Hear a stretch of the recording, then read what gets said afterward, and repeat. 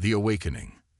The evacuation alarms wailed across New Melbourne Colony as Lieutenant Commander Ilara Chen sprinted through the crowded corridor of Outpost Sigma. Their defensive perimeter had finally collapsed after 3 days of relentless bombardment by the Vexar fleet. Earth had fallen 6 months ago, and humanity's colonies were being systematically exterminated. Status report. Chen barked into her comm unit as she reached the command center. Dr. Marcus Reeve looked up from his console, his face ashen. The orbital defense grid is down. We have maybe 20 minutes before they breach the atmosphere. And Project Lazarus. Ready for transport. But Reeve hesitated, his eyes darting to the data scrolling across his screen. We need more time to complete the final sequence. Chen slammed her fist against the wall. Time is the one thing we don't have, Doctor. Outside the reinforced windows, the sky burned orange from orbital bombardment. The Vexar had appeared in the Sol system without warning 18 months ago. Their first communication had been simple: surrender or be eradicated. Humanity had tried diplomacy, then resistance, but their technology was no match for the aliens' advanced weaponry and energy shields. The evacuation ships, Chen asked, turning to her tactical officer. 4 have already launched. 2 more are boarding now. Capacity at 87%. Chen nodded. And the package? Secure in Hangar C with your personal transport. She turned to Dr. Reeve. You have 15 minutes to finish the sequence. Not 1 second more. As Chen strode out, her mind raced through the dwindling options available to humanity. Project Lazarus was their last hope, a desperate gambit based on stolen Vexar technology. Over the past year, a pattern had emerged. The Vexar avoided certain star systems with specific radiation signatures. Dr. Reeve had theorized that these emissions disrupted something fundamental in their biology or technology. The hangar was chaos as Chen arrived. Civilians rushed toward the last evacuation ships while Marines maintained order, their faces grim with the knowledge that not everyone would escape. Commander, a voice called out. Chen turned to see Captain Rivera approaching, blood seeping from a gash on his forehead. The Vexar have landed troops on the eastern perimeter. We're holding them, but not for long. We need to buy Dr. Reeve more time, Chen replied, making a quick decision. Take half the remaining Marines and reinforce the east. I'll lead a counterattack from the north. Make them think we're attempting a breakout. Rivera nodded, understanding immediately. It's been an honor, Commander. Save it for when we meet at the rendezvous point, Chen said, not believing it herself. The next 12 minutes were a blur of plasma fire and explosions. Chen led her squad directly into the advancing Vexar forces. The aliens moved with unsettling grace despite their massive frames. 3 meters of armored exoskeleton with 4 arms, each capable of wielding weapons that could vaporize a human in seconds. They had one advantage. The Vexar were overconfident, advancing without proper formation, not expecting significant resistance from a doomed outpost. Chen's team exploited this, using demolition charges to collapse key structures, channeling the aliens into kill zones. Her comm unit crackled. Commander, it's Reeve. The sequence is complete. Lazarus is ready. Get to the ship, Chen ordered, signaling her squad to fall back. Rivera, status. Static. Then, eastern perimeter breached. We're falling back to the hangar. Chen's team reached the hangar first. Only one evacuation ship remained, engines primed. Rivera's squad arrived moments later, reduced to half their strength. Dr. Reeve waited by Chen's transport, a sleek stealth craft modified for long-range travel. Beside him stood a reinforced container the size of a coffin. Is that it? Chen asked, gesturing toward the container. Reeve nodded, his eyes reflecting a mix of fear and hope. Everything we've learned about their physiology, every test result, every simulation. It's all encoded in Lazarus. Will it work? In theory, Reeve said, swallowing hard, it should create a cascading effect throughout their neural network. Their ships, their weapons, even their biomechanical augmentations, all connected to the same quantum communication system. Chen nodded as her squad secured the container in the transport. And you're certain they can't trace it back to us? It's designed to appear as a natural phenomenon, a cosmic ray burst originating from neutron star collision. By the time they realize it's artificial, it will be too late. The hangar shuddered as a massive explosion rocked the eastern wall.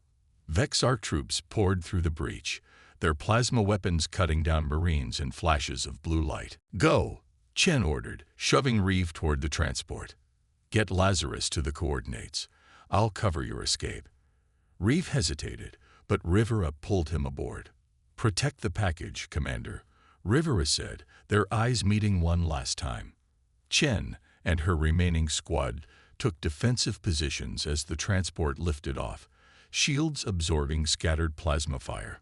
The last evacuation ship was already accelerating into the atmosphere. "For Earth," Chen whispered, raising her rifle. The next hours were a testament to human tenacity. Chen's squad was eventually overwhelmed, but they'd succeeded in their mission.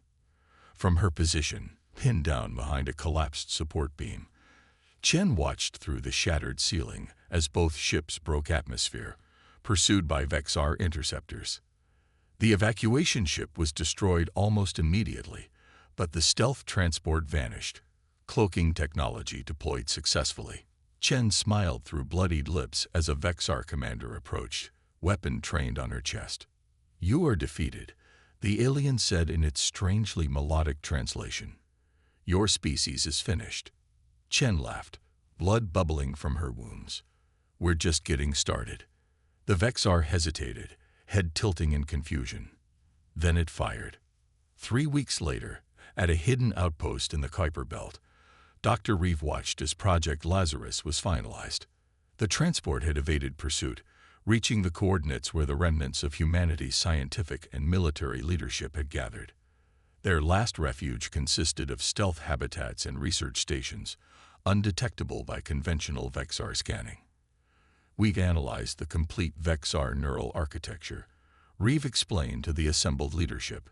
"Their entire civilization functions through a quantum-entangled network. Ships, weapons, even their augmented bodies. They're essentially a hive mind, but with individual consciousness."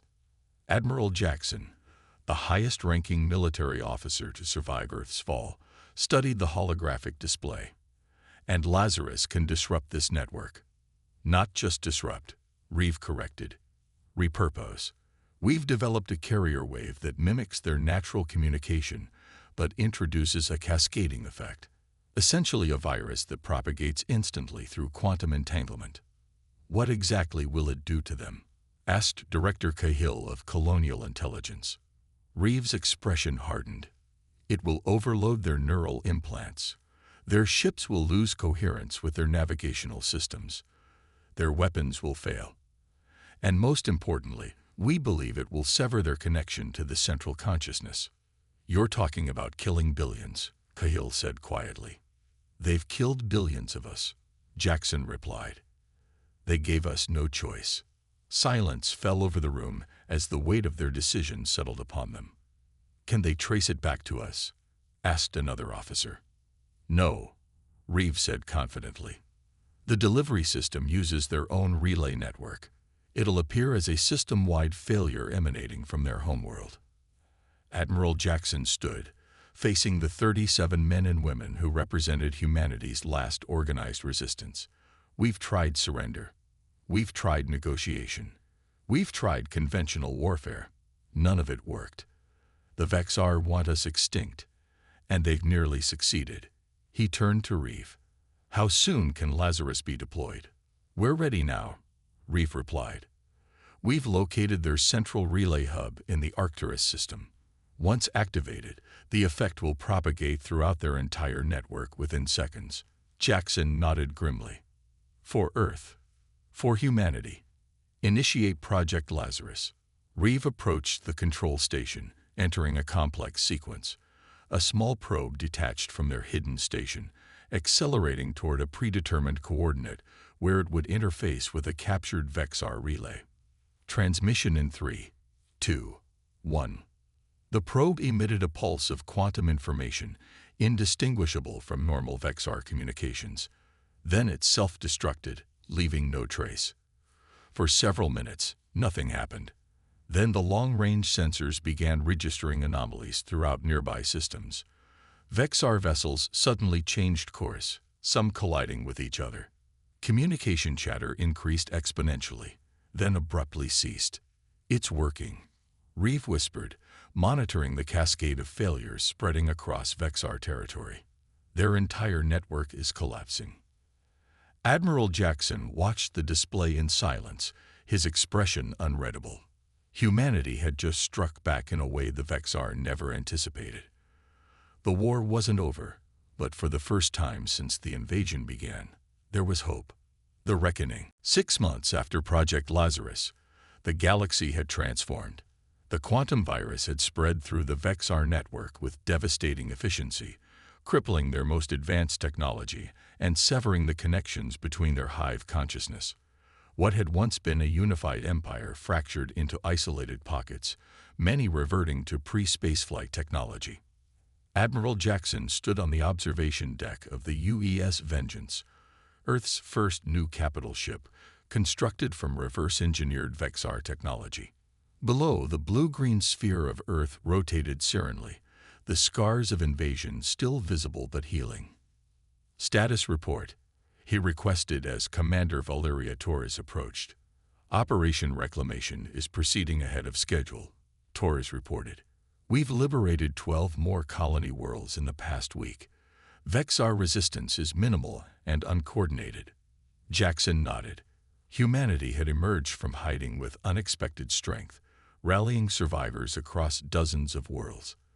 The Vexar, stripped of their technological advantage and collective intelligence, were unprepared for the ferocity of human counterattacks.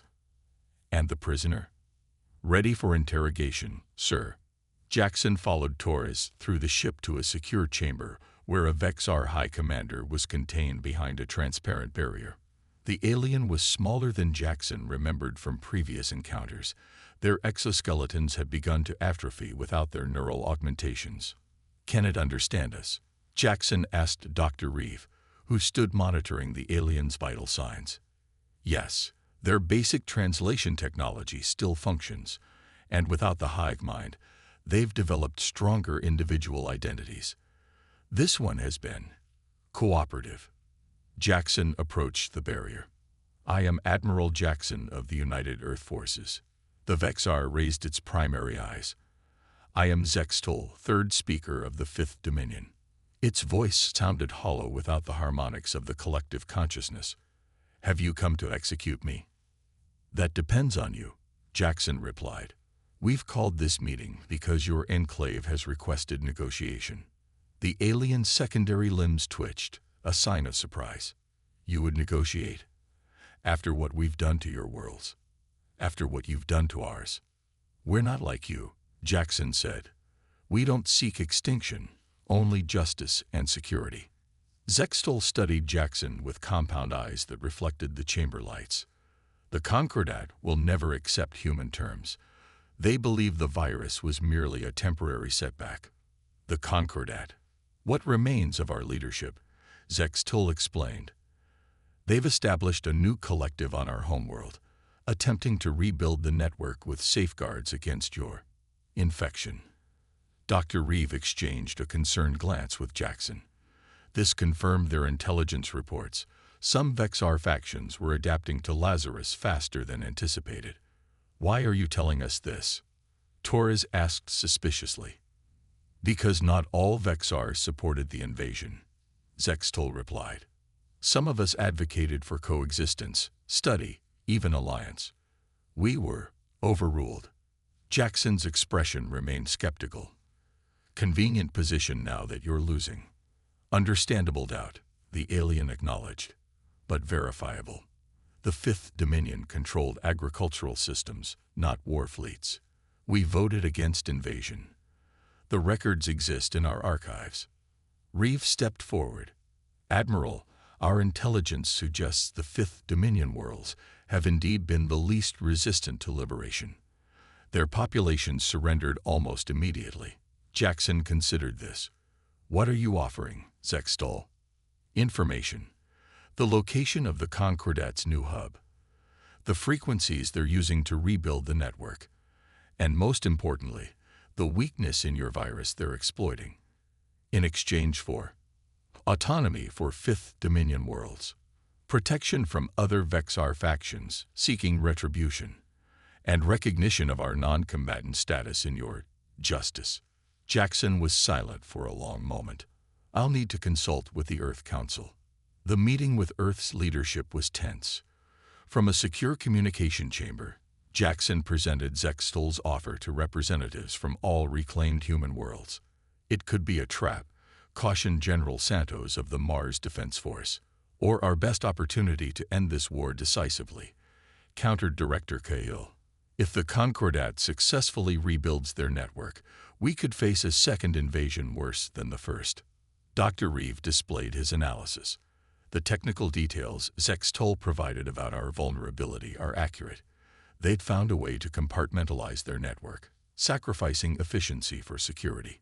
Given enough time, they could develop immunity to Lazarus. After hours of debate, the decision was made.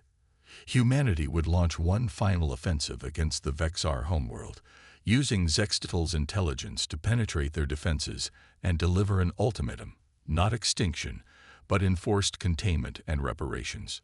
3 weeks later, a fleet of 100 human vessels dropped out of FTL at the edge of the Vexar home system. At its center, the UEA's Vengeance carried both Admiral Jackson and their unlikely ally Zextol. Their defensive grid is exactly where you said it would be. Taurus confirmed as they approached the outer planets. Zextol studied the tactical display. They will detect us in approximately 20 minutes.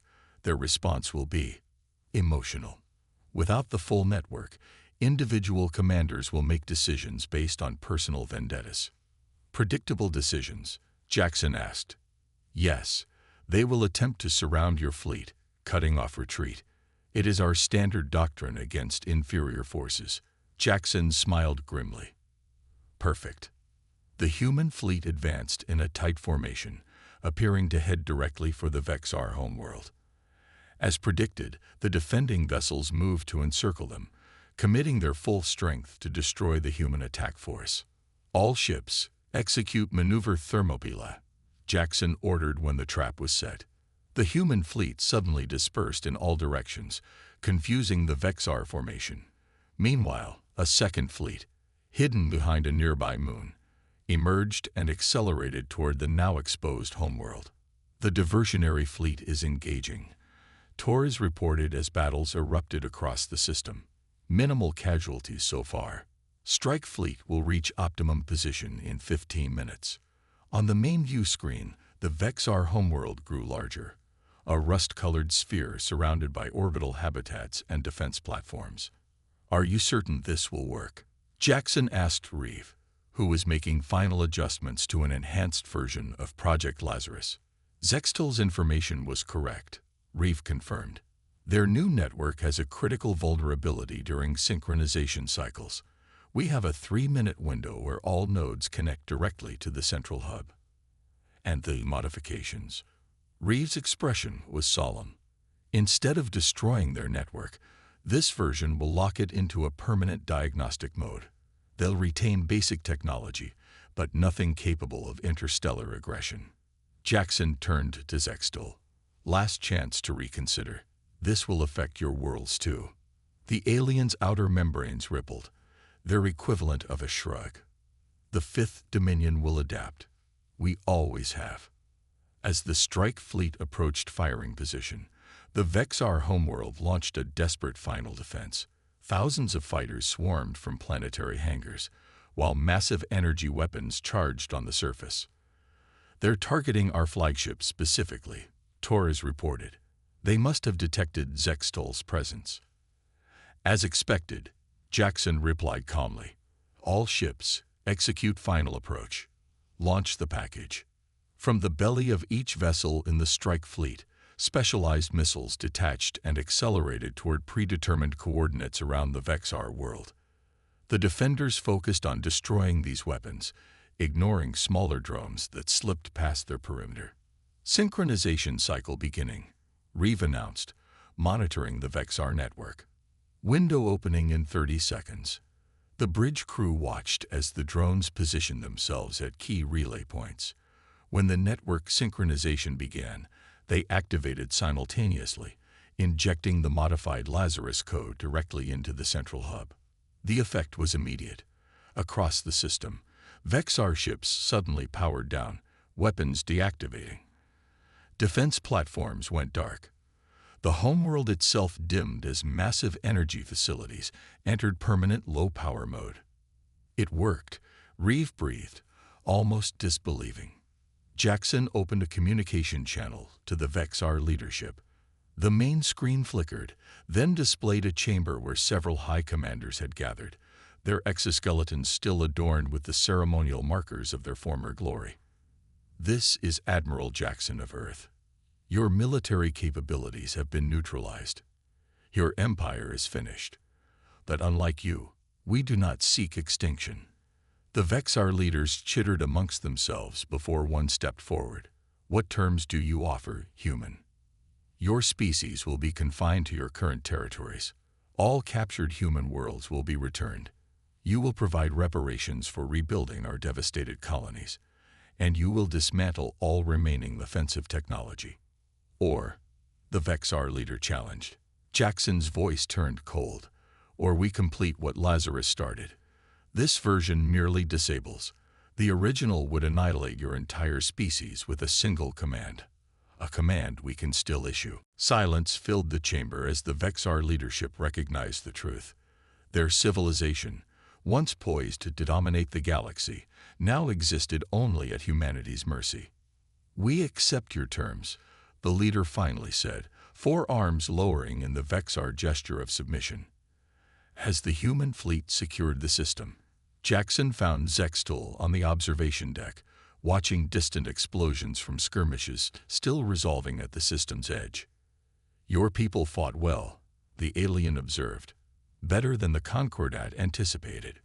"That was their mistake," Jackson replied. "They thought they were fighting a species. They were actually fighting every individual human, each with their own will to survive." Zextol's upper limbs gestured toward the stars. "What happens now?" Jackson considered the question. Humanity had survived extinction, reversed their fortunes, and emerged as the dominant power in their region of the galaxy. The future that had seemed impossible a year ago now stretched before them, full of possibilities. "Now we rebuild," he said finally, "both our worlds, and perhaps someday we learn to coexist." Zextol turned to face him fully. "You could have destroyed us completely. The Concordat would have, in your position.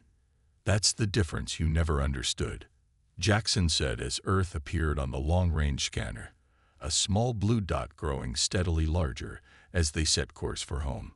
"Humanity doesn't need to eradicate its enemies to prove its strength." The Vexar made a sound that the translator couldn't interpret, something between acknowledgement and respect.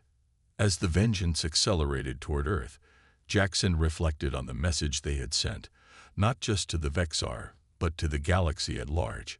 Humanity would defend itself with unimaginable ferocity when threatened, but would choose mercy when victory was achieved. It was a message that would echo across the stars for generations to come.